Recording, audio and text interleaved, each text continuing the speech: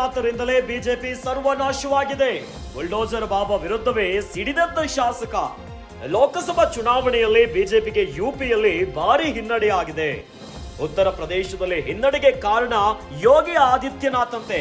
ಆದಿತ್ಯನಾಥ್ ವಿರುದ್ಧ ಬಿಜೆಪಿ ಶಾಸಕ ಬಹಿರಂಗವಾಗಿ ಆಕ್ರೋಶವನ್ನ ಹೊರಗಾಕಿದ್ದಾರೆ.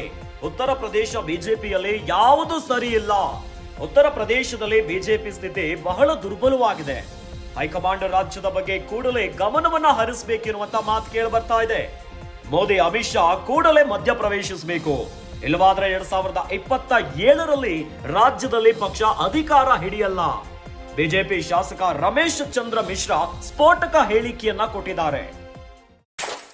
ದೇಶದಾದ್ಯಂತ ನಡೆದ ವಿಧಾನಸಭೆಯ ಉಪಚುನಾವಣೆಯಲ್ಲಿ ದೇಶದಾದ್ಯಂತ ಬಿಜೆಪಿಗೆ ಹಿನ್ನಡೆ ಬಂದಿದೆ.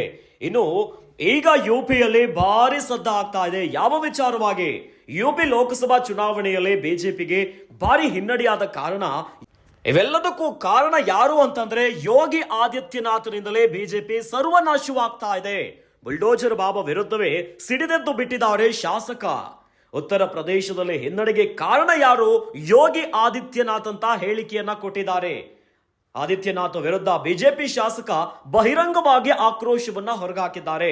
ಉತ್ತರ ಪ್ರದೇಶದ ಬಿಜೆಪಿಯಲ್ಲಿ ಯಾವುದು ಸರಿ ಇಲ್ಲ.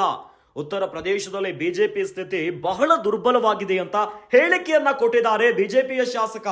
ಏನೋ ಹೈಕಮಾಂಡ್ ರಾಜ್ಯದ ಬಗ್ಗೆ ಕೂಡಲೇ ಗಮನವನ್ನ ಹರಿಸಬೇಕು. ಮೋದಿ ಅಮಿತ್ ಶಾ ಕೂಡಲೇ ಮಧ್ಯವ ಪ್ರವೇಶಿಸಿ ಎಲ್ಲ ಸಮಸ್ಯೆಯನ್ನ ಬಗೆಹರಿಸಬೇಕು. ಇಲ್ಲವಾದ್ರೆ 2027ರಲ್ಲಿ ರಾಜ್ಯದಲ್ಲಿ ಪಕ್ಷ ಅಧಿಕಾರ ಹಿಡಿಯಲ್ಲ ಅಂತ ಬಿಜೆಪಿ ಶಾಸಕ ರಮೇಶ್ ಚಂದ್ರ ಮಿಶ್ರಾ ಸ್ಫೋಟಕ ಹೇಳಿಕೆಯನ್ನ ಕೊಟ್ಟಿದ್ದಾರೆ. जैसा कि मैं समझता हूं कि आज की डेट में जो स्थिति परिस्थिति है, जिस तरीके से पीडीए की बात चल रही है और जिस तरीके से समाजवादी पार्टी ने व्यापक भ्रामक स्थिति आम जनमानस में पैदा कर रखी है, उस हिसाब से अगर मैं देखूं तो भारतीय जनता पार्टी की आज की डेट में हमारी स्थिति अच्छी नहीं है. स्थिति अच्छी हो सकती है. उसके लिए मैं समझता हूं केंद्रीय नेतृत्व को बड़े निर्णय लेने पड़ेंगे. केंद्रीय नेतृत्व को जो है कहीं न कहीं उत्तर प्रदेश के चुनाव पे पूरी तरीके से फोकस करना पड़ेगा. भारतीय जनता पार्टी के एक एक कार्यकर्ता को, एक एक जनप्रतिनिधि को मन से लगना पड़ेगा.